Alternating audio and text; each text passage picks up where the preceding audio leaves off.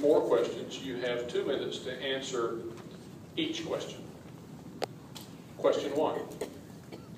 Texas being a border state, as well as having thriving ports, as well as controlling outer space travel, as well as owning the largest biocontainment lab in the world, has some security issues.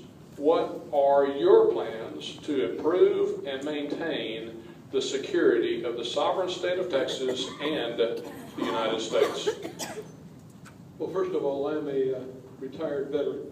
I joined the Navy in 1961 as a seaman recruit, and I took an oath of office to defend and protect the Constitution and support the Constitution. In defending this country, it's a matter of what you do with military, but also it's a border security issue.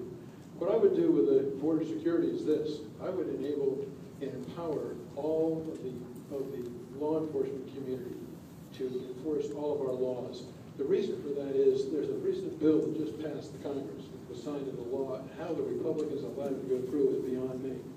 But if it gives to the military the ability to stop a U.S. citizen, not have the right up to an attorney, hold them for an indefinite period of time, send them to Gitmo even if they wanted to.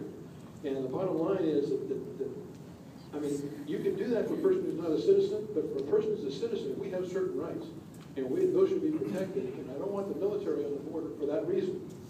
If we empower the civilian law enforcement to support the border, along with the Border Patrol, to do that job, then they will have those rights because that's what it's part of the law enforcement community.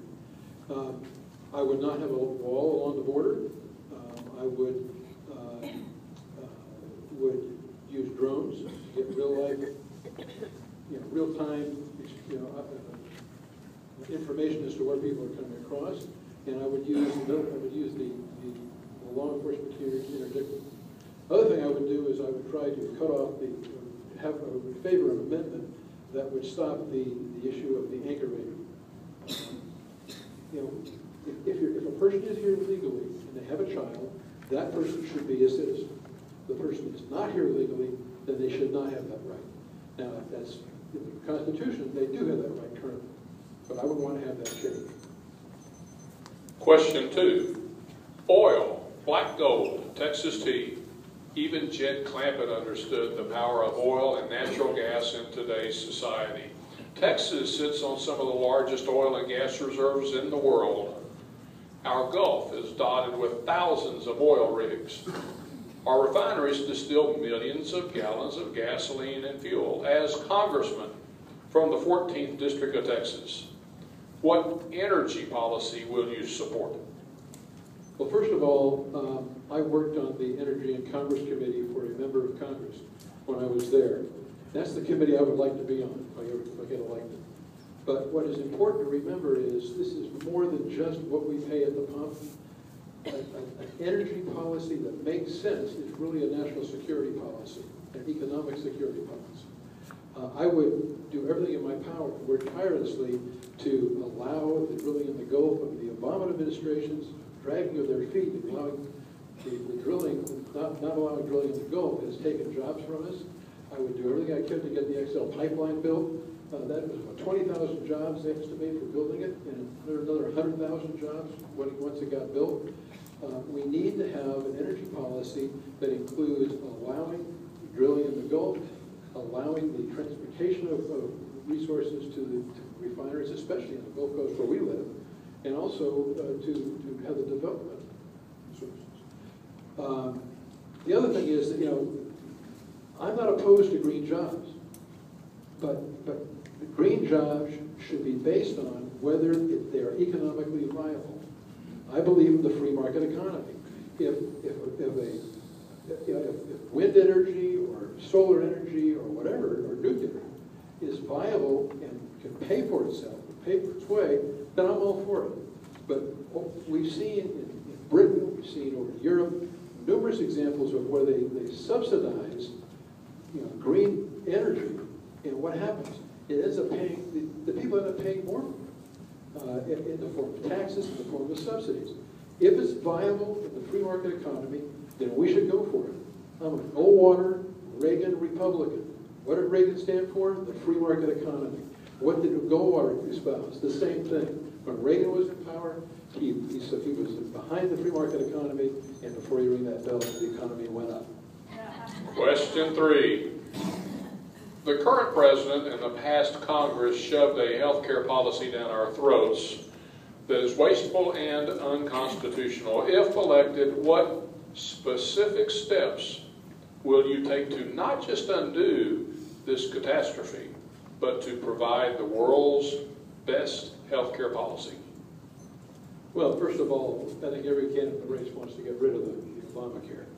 The reason for that, among other things, is that if this is allowed to stand, the government can do anything in your lives. They can regulate any portion, any aspect of your life, and we need to get rid of it.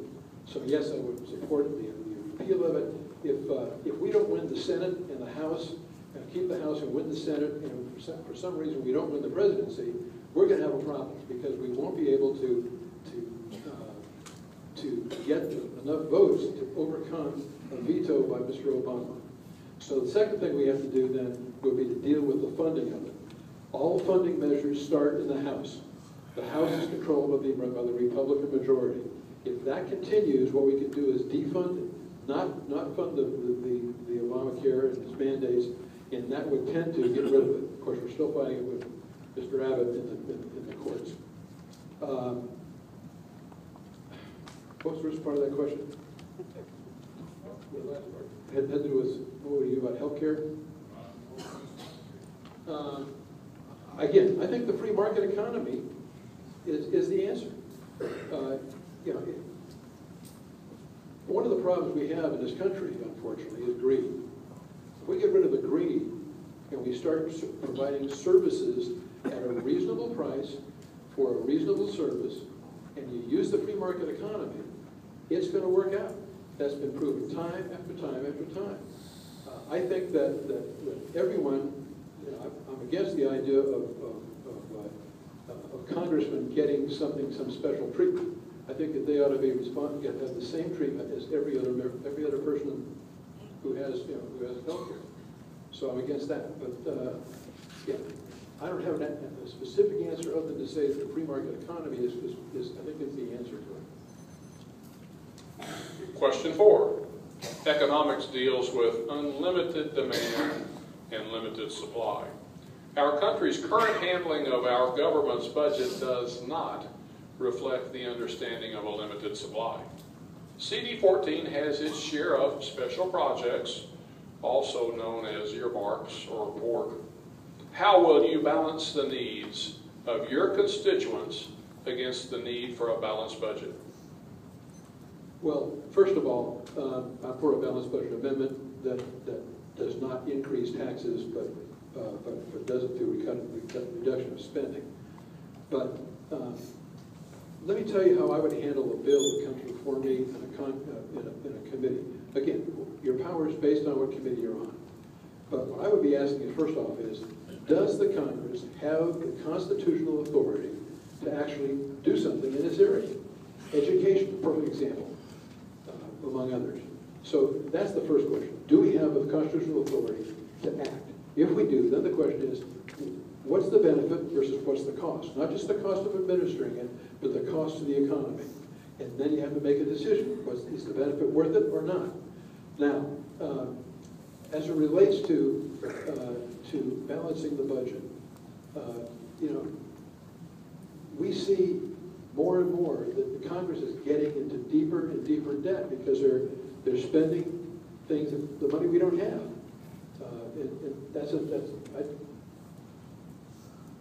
And I can't deal with it. I just don't. I would oppose it completely. You know, if you don't have the money, you don't spend it. And what you need to have is serious debt reduction. You need to have, in a balanced budget, money set aside to reduce the debt. If you don't do that, it's never going away. What else was the question? That's it. Thank you, Bill Sargent.